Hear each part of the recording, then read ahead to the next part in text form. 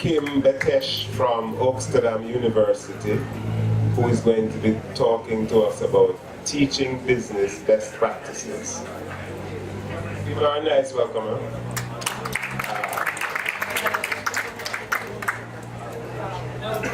Good afternoon. I would love to be able to say that I can teach you and tell you exactly what you need to know for you to be a success. I want to say that the one thing that you need to do is trust your gut and go with your passion. Oh, I'm sorry. Not used to holding a microphone either. Let's see if we can turn on the TV. Is this on now? Is it on? Okay. So, many of the different things that you want to take into consideration when you're starting a business is, first of all, go with your gut and go with your passion.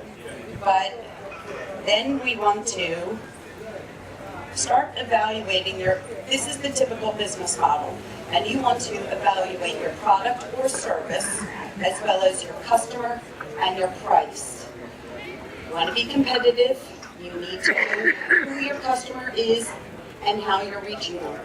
Jamaica, when I was researching this for Jamaica, I found that Jamaica has a very interesting repeat vacationer that no other island has.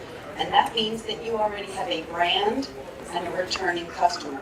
So how do you keep in touch with your customers is very important. Again, you have to evaluate your product, and that means how do you stand out according to your competition. And I think I have to refer back to what the doctor was saying, is improving your labeling, staying within the confines of the local and country restrictions and laws, sets you apart. So do definitely get your stuff tested and comply and make sure that it is apparent on all labeling, whether it is a food, an extract, or bud. You want to be able to set yourself apart. Your Instagram and social media, you want to be careful that you are following within certain restrictions and that you're not posting random and you're still touching base with your customer. I have stores in New Jersey and they are at the beach vacation locations. So I only see certain customers once a year. So you want to be top of mind to that customer, but you don't want to be intrusive. Okay. Price point. You know what your prices are here. You want to be competitive. You don't want to be cheap. You have a brand. You want to elevate it. You want to be within a certain reason. Okay. So, is your product needed or wanted or desired? Here's where you can tell about raising the level of your price point. Some things are needed, okay? Some things are wanted. But when you have a product that is desired, that's when you can charge more. And that's where the labeling and all of the, you don't only want to include what is in your product, but maybe also what is not. You want to set your soaps or your topicals or your edibles above the bar. You want to become that desired item, that desired brand. You don't have to go crazy on packaging and colors, and the information is what our customers want. It's not the hype. I really can't stress that enough, because sometimes it's when you are basic that you really speak to our community. But having all of the information of what is and isn't, lots of people don't want food colorings and starches, or, corn syrup and stuff like that, or ingredients that aren't even necessary or active. People want coconut oils, not other type. We want natural. We want it to be synergistic with the rest of our community. So be careful about too much craziness in terms of labeling. So I can't speak enough to testing and labeling requirements. I just want to put that out there again. The brands that do succeed in the different markets within the states, and there are different states with different laws and different requirements, and Canada, and you really want to comply. Whether you like it or not, you can fight in another area, but comply and raise the bar of your items so that you are never in question. That to me also speaks to having a certain level of where the standard is going to be. When it comes to a topical, an edible, an extract, that is extremely important because that is a processed item. Anytime you are processing something, the more information you can give your customer, the more they want to return back to you. And I'm kind of going fast because I want all the presenters to be able to present. So, okay, who's your customer, your patient, locals, and tourists? This again reaches back to the medical community and the adult use community. You want to separate the two, treat them with respect for what their needs are, the locals versus the tourists. In Colorado, for example, we don't just have medical, we have a medical price and an adult use price. So patients kind of get a better deal, okay? They are the at-risk customer. They are the customer that doesn't have an insurance copay, nothing's covered. So you might want to find out what your laws are locally and follow that as well and have two different price points. We kind of like to give back to certain customers that have been underserved and not treat them with less dignity. Your word of mouth and how to reach customers, this is big. When you're starting a business, of course, you want to be profitable. But you need to be able to reach your customer. Where are your customers at? Where are your patients at? How are you going to reach them? Unfortunately, I'm at the age where I did not want to learn social media, but I've had to. Did you have a question? Yes. Are you saying that medical insurance pays for medical marijuana? No. But in dispensaries, there is a adult use price that is higher than a medical use price. So a patient might spend $100, whereas an adult use person would pay $125. That's what I meant by that. I don't know what the rules are here.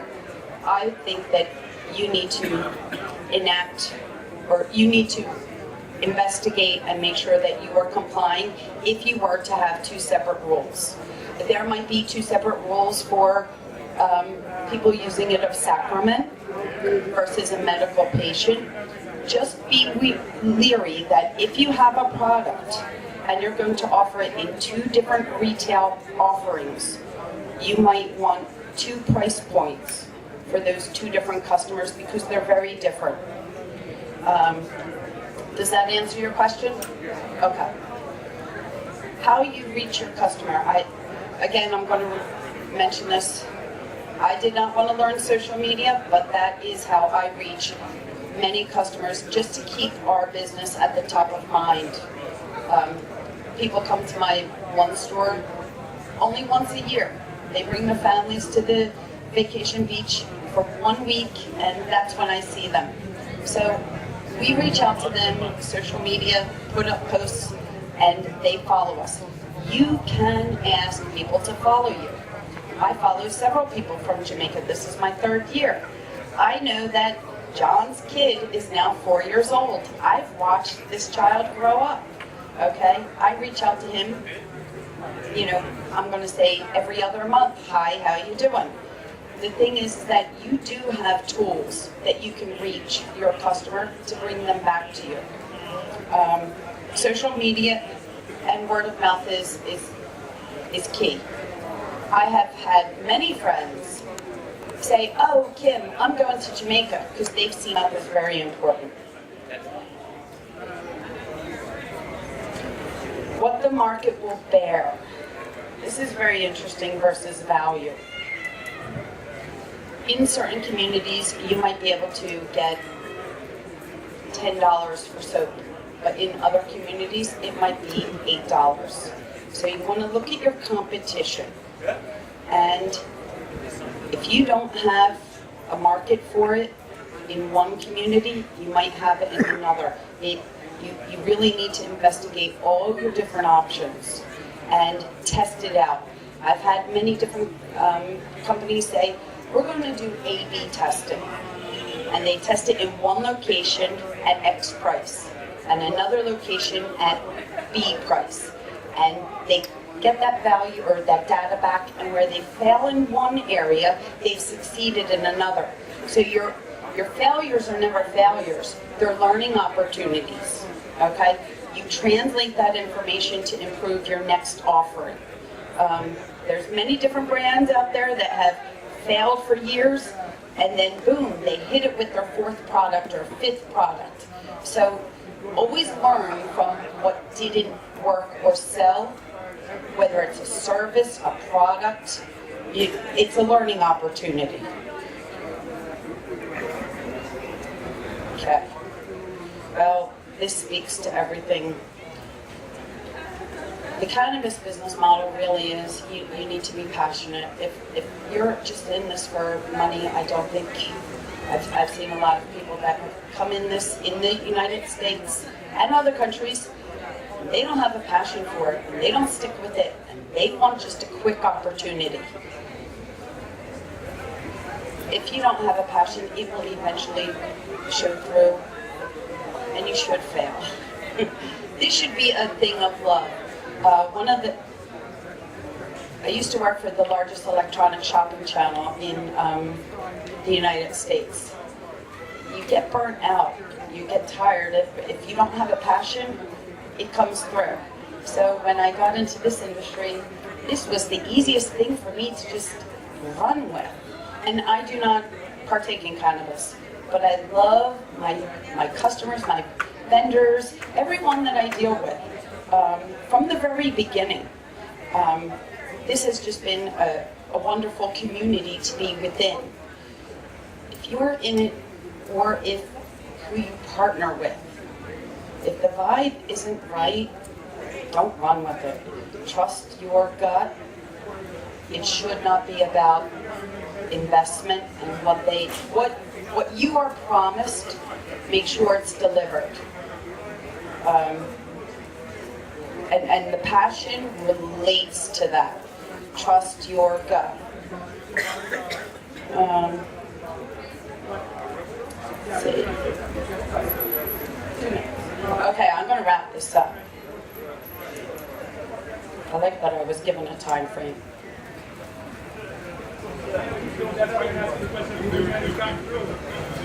Whatever your product is, these are some questions that you really want to know the answers to, and evaluate and reevaluate.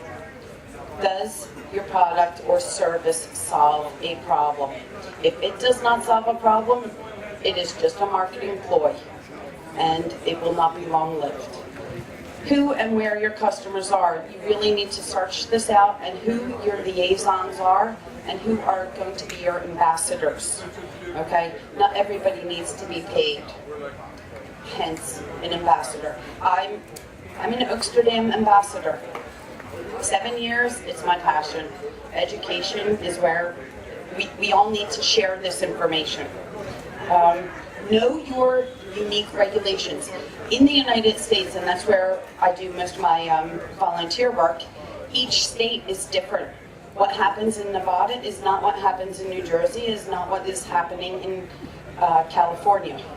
And they change at times. So always stay on top of your government regulations. That is the key to being a long branded item.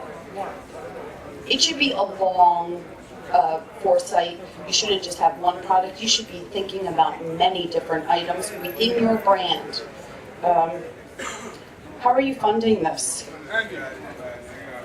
this is where you can get really, really creative. I have seen some soap and topical companies that have used remnants of coffee burlap to wrap it, and that was their packaging. And the printing of their ingredients was on a craft paper. And I'm telling you, you know what? It was all of these recycled ingredients or recycled items that were the packaging of such authentic soap that made it win. Okay, so get creative. Don't think you need $1 million to start something. Then know your supply chain. This is your ambassadors and who you're working with. Work with people that you really trust and evaluate who they are as business people, whether it's who's going to be distributing or who you're going to be getting your ingredients from. Your supply chain is very important. And as you scale, you can get larger volume discounts. Always ask for them. If you don't ask, the answer is no. And then you want to get constant feedback from your customers on social media. This is how you stay in touch with them. You ask them, hey, after you use this, can you reach out to me on social media and let me know what you thought of it? Now you have a way to reach them again and again, and it hasn't cost you one marketing dime. So you want to keep your costs very, very low. And I think that's about it. I'm going to close this up.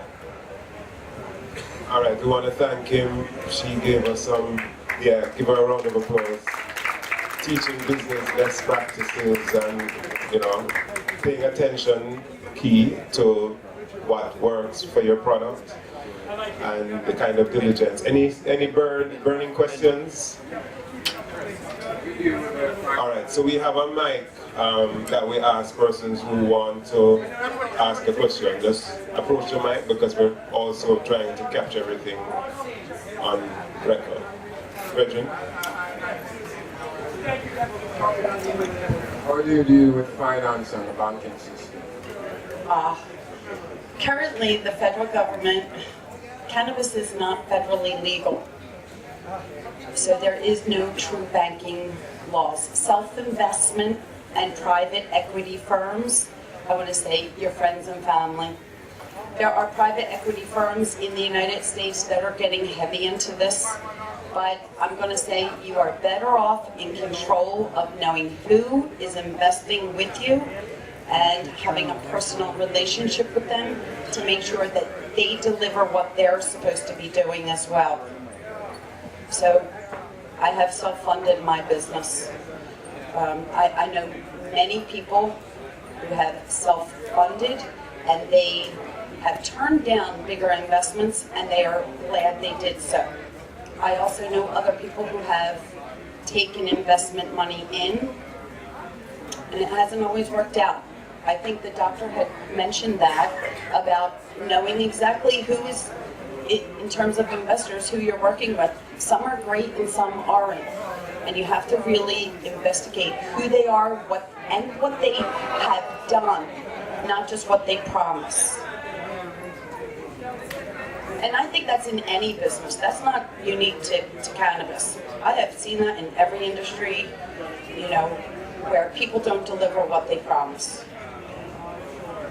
All right, we have another speaker from Oaksterdam, so I want to thank Betesh for her presentation.